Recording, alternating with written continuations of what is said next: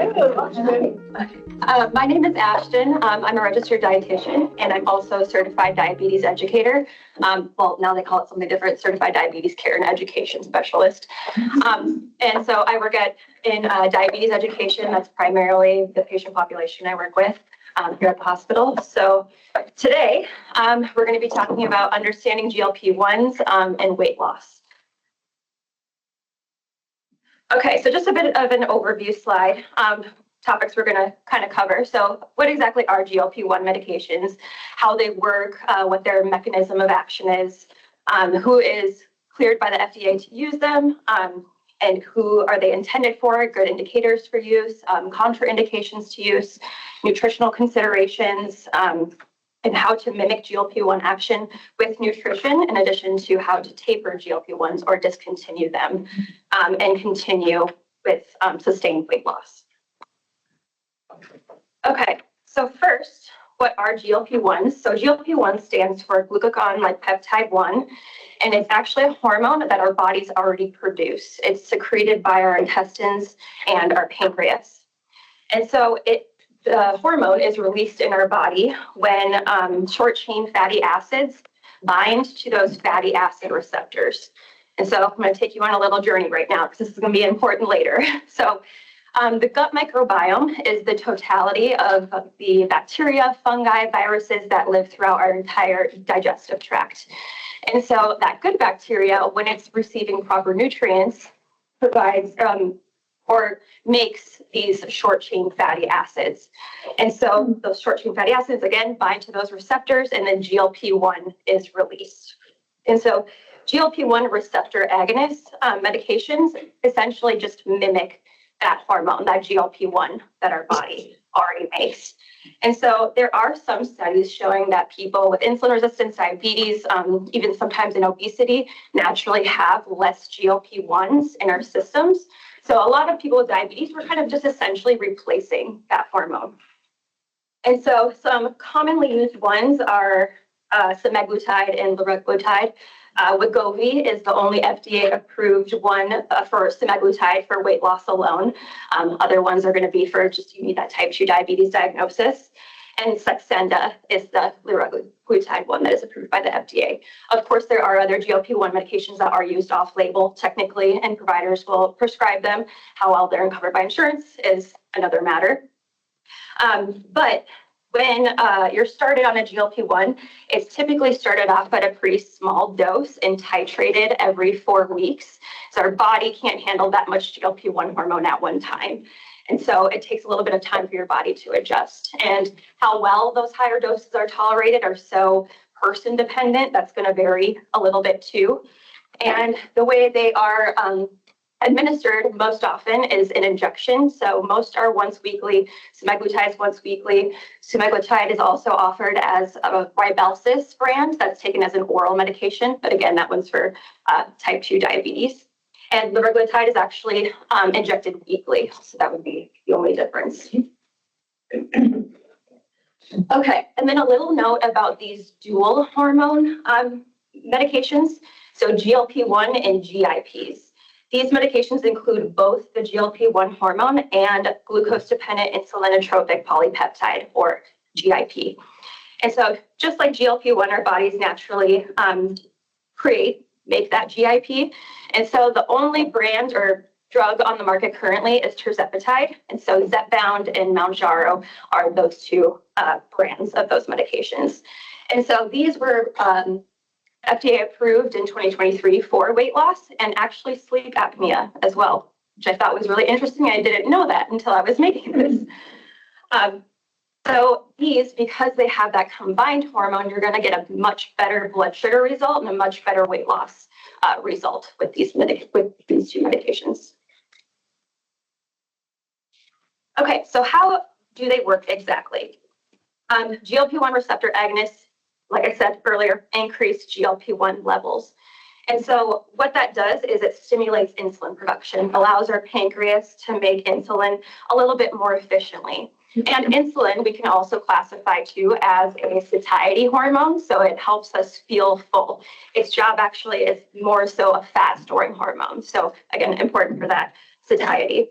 And so in addition to that, that GLP-1 also acts on the hypothalamus in the brain, which helps regulate appetite.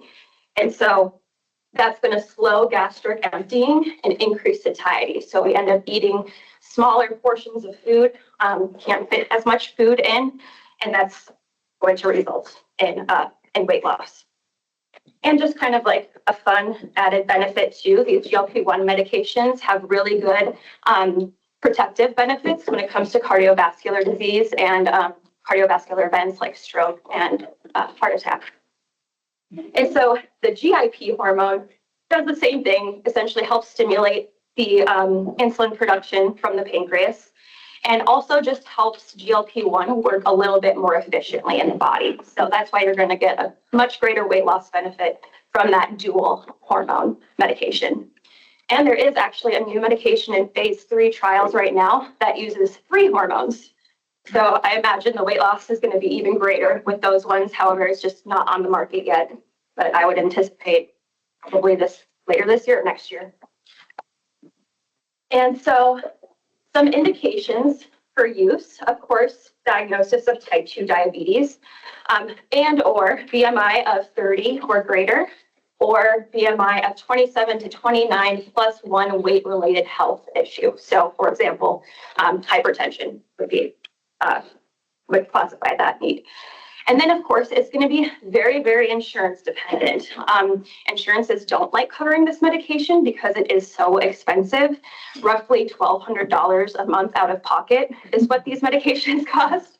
I know, it's ridiculous. But oftentimes, insurances will also require you to visit with a registered dietitian before they'll cover this medication. Totally understand why, but insurances are constantly changing their formulary as well. So they might cover your medication for a little bit, and then now we're covering a different GLP-1, one that's not approved for weight loss, maybe, right? So they don't make it easy, but. And then just some common contraindications. This definitely isn't all of them. I just thought the ones worth pointing out. Medullary thyroid cancer, either a personal or family history of it. In some animal studies, they did show increased risk of MTC in animals. Some studies showed no increased risk. More research is needed to know if this is a risk in humans or not. However, it's just recommended to not take it if you have that history. And pancreatitis, have a history of pancreatitis as a contraindication to starting a GLP-1 because it does act on that pancreas and can increase the risk of pancreatitis. And gastroparesis, I feel like for very obvious reasons, gastroparesis is a disease of the stomach where it is paralyzed, hence the paresis, and it can't contract and digest our food as well. So when you're starting on a GLP-1, now you're slowing down that gastric emptying even more. So you're going to have a lot of nausea and vomiting. And then, of course, pregnancy and breastfeeding. We do know that this medication crosses the placenta barrier also into the, the breast milk. And so we don't know the effects on babies, on fetuses. So just contraindicated in that patient population. Okay, so some common potential side effects. GI issues. These are the ones that I definitely see in my clinic the most often. Nausea, vomiting, constipation, indigestion, sometimes diarrhea. I don't see that one as often. It's usually the constipation. But also headache, fatigue, dizziness, and then some very less common ones, hypoglycemia, which means very low blood sugar. I don't think I've had a single patient have hypoglycemia on this medication, but there is that risk. And pancreatitis, we already kind of talked about that, renal problems, and gallbladder problems. Okay, so some nutritional considerations when starting these medications. The goal with a GLP-1 medication is to overall eat less, right? We can't fit as much food into our stomach as we used to. Kind of similar to getting bariatric surgery, for example, like a sleeve gastrectomy. We're cutting that stomach, so we can't fit as much food inside. So these are very kind of similar to that. So with eating a lot less food, you're definitely at increased risk of malnutrition. And so malnutrition, I know that's probably to a lot of people something that like only affects like old, sick, elderly people or those starving children in China our parents were always talking about. But it actually is a lot more prevalent than people think. I had a patient a couple years ago on a GLP-1 medication. She lost a ton of weight very, very quickly. She was not eating the way she was supposed to. Her hair started falling out. It was just, yeah, she was in dire straits. So that malnutrition is caused by inadequate oral intake and then losing that lean body mass, that muscle mass very quickly. And so that's going to be a problem when it comes time to sustain that weight loss, especially if you're discontinuing the GLP-1 medication, because that muscle tissue is extremely important for metabolism and how much energy and calories we're expending in a day. So the micronutrient deficiencies is also something to consider, and I think that a lot of providers just aren't familiar with at all, don't learn a lot about in their medical training. And so I just for knowledge sake, I just decided to include like a couple symptoms of micronutrient deficiencies on here for you guys. So the top one, the feet. That one is known as pellagrous boot. So niacin deficiency is characterized by the 4 Ds, diarrhea, dermatitis, dementia, and death. So micronutrient deficiencies can be life-threatening. While they are less common, it's definitely something to consider. And so the dermatitis can also occur on the hands, also known as pellagrous glove.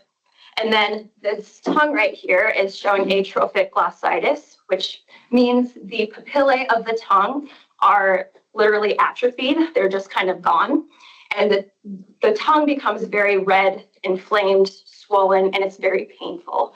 And so this can be caused by vitamin B12 deficiency, iron deficiency, also pyridoxine, vitamin B6 deficiency. So just something to consider again. And a little bit about gut biosis. We're going to talk more about that later. But gut dysbiosis basically just means this overgrowth of this bad bacteria, not enough of this good bacteria. And while there are a lot of studies on the GLP-1 medications showing that it helps the gut microbiome composition, it's still worth considering that we're not able to get enough nutrients in. And so that in and of itself can cause the gut dysbiosis. And so, like I said, we'll come back to that and talk more about that later. Okay. So some nutritional considerations continued when starting on the GLP-1 medication. Prioritize protein. That's going to be first and foremost the most important thing to make sure that you're intaking enough of, because that protein is for building, repairing muscles, tissues. We need it through that weight loss period. Losing muscle is sometimes an inevitable part of losing weight. However, if you're not eating enough protein, you're going to lose a lot more muscle. So prioritize protein. Make your meals as well-rounded as possible. So including healthy carbs, such as like beans, sweet potatoes, fruit, whole grains like oats, quinoa, those sorts of things. Including healthy fats, so like nuts and seeds, avocados, olives, and then non-starchy vegetables. So ensuring that you're having these well-rounded meals and your carbs, fats, vegetables, that's going to ensure you're getting adequate fiber. And so fiber is that nutrient that feeds that good bacteria that's already in the gut and then is going to produce those short-chain fatty acids to help the GLP-1 work a little bit more efficiently. And these also is just going to help prevent malnutrition and those micronutrient deficiencies. Oops. How do I go back? Right there. Okay.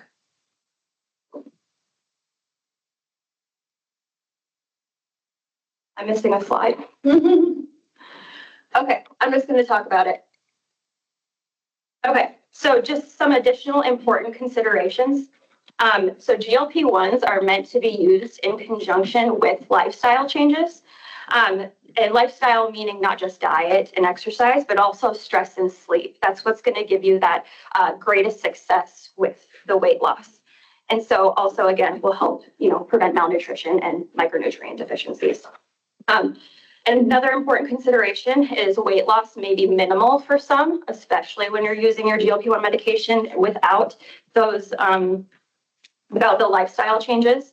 And I had a patient actually that's tried multiple GLP-1 medications and didn't have any effect on appetite. She didn't lose any weight. So it's just not effective for some people too. So something to consider. And GLP-1s are designed to be used long-term. So when GLP-1s are used temporarily or stopped, because again, insurance can be annoying, right? People often will gain all the weight back, if not more so.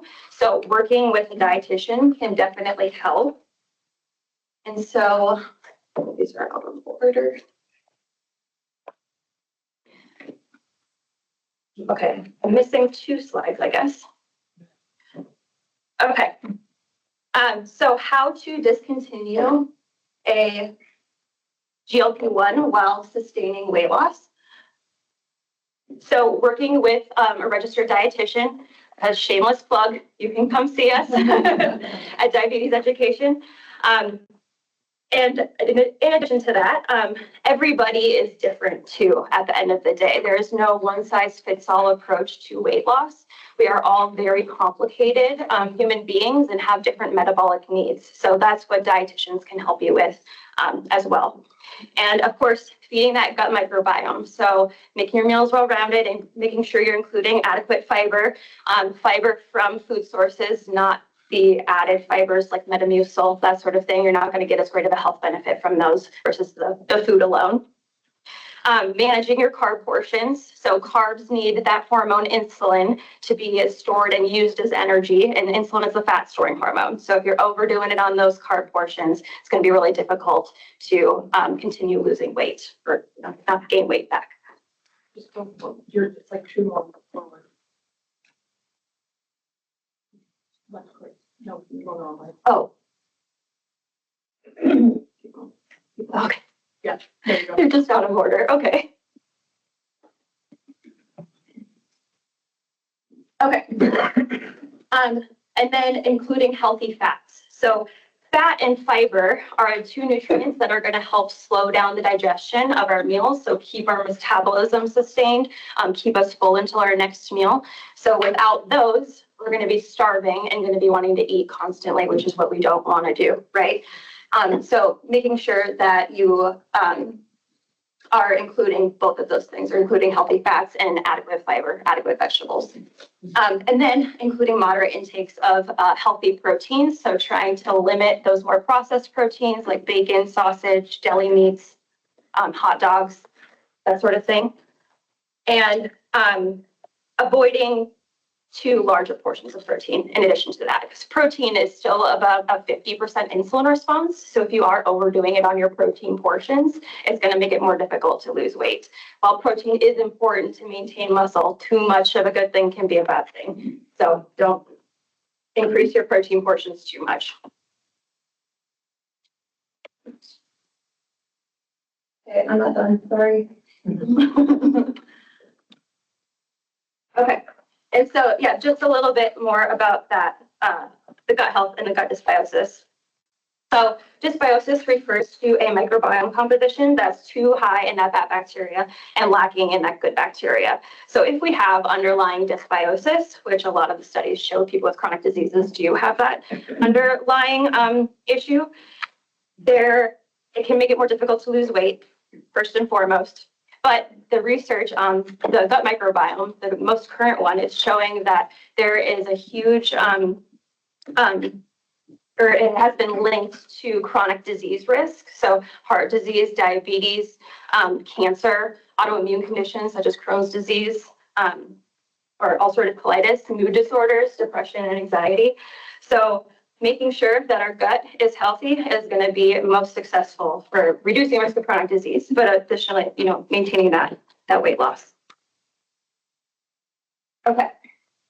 And so mimicking GLP-1 action through diet is kind of what I was talking about earlier. Making your meals well-rounded, especially including those healthy fats and that fiber that's going to help slow down the digestion of our meals, keep us full, provide nutrients for that good bacteria that's already living in your gut.